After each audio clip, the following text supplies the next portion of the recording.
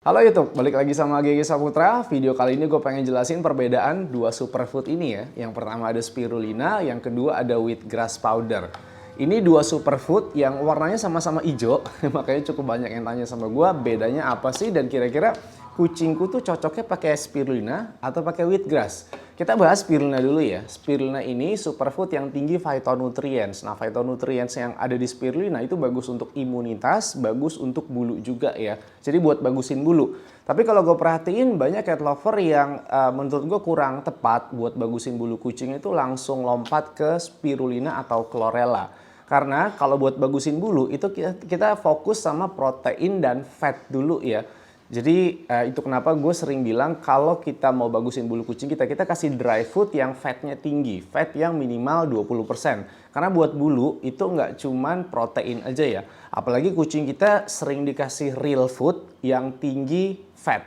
Nah setelah kita memenuhi kebutuhan protein dan fatnya, baru deh kita ke superfood spirulina ini. Manfaat spirulina yang kedua itu sebagai sumber klorofil. Klorofil itu bagus banget untuk pencernaan ya, apalagi untuk kucing yang ada luka pencernaan. Kalau kucing kamu pernah muntah terus ada lukanya, itu dikasih klorofil yang ada di spirulina, itu bisa bantu untuk menyembuhkan. Yang ketiga, spirulina itu sebagai protein booster, tapi kita nggak bisa mengandalkan protein booster itu dari spirulina. Kalau kita ngomongin protein booster, kita ngomonginnya real food aja lah. Kayak daging merah, kuning telur, putih telur juga termasuk ya, ikan-ikanan. Baru opsi selanjutnya bisa ke superfood. Beberapa superfood memang ada tambahan protein, cuman kita nggak fokus ke sana lah. Oke, sekarang wheatgrass powder. Wheatgrass powder ini dia mengandung phytonutrients sama kayak spirulina yang bagus untuk imunitas, yang bagus untuk bulu, walaupun tidak sebanyak spirulina.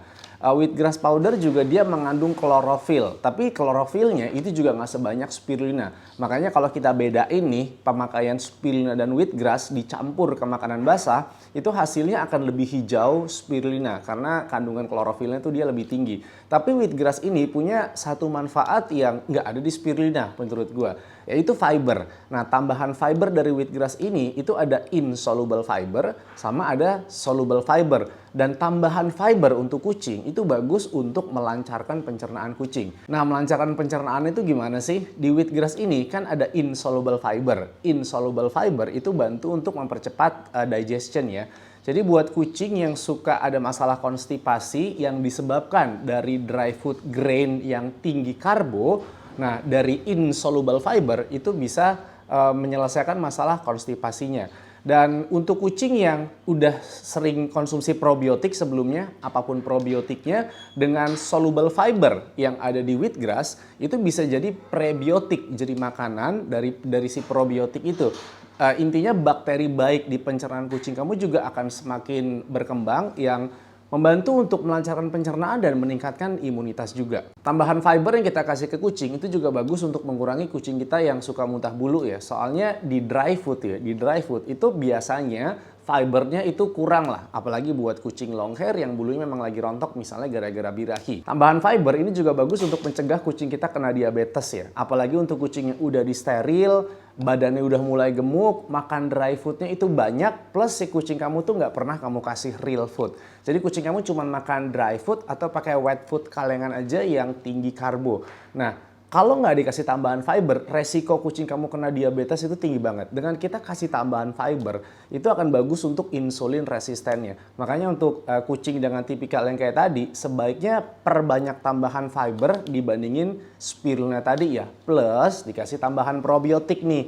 Balik lagi fiber itu yang ngedigest adalah microbes. Jadi setiap kamu kasih tambahan fiber, usahakan kamu juga pakai tambahan probiotik. Oke, jadi intinya untuk pemakaian kedua produk ini tinggal kamu sesuaikan aja lah sama kondisi kucing kamu. Spirulina ini paling bagus dikonsumsi sama kitten buat pertumbuhannya di masa golden age ya.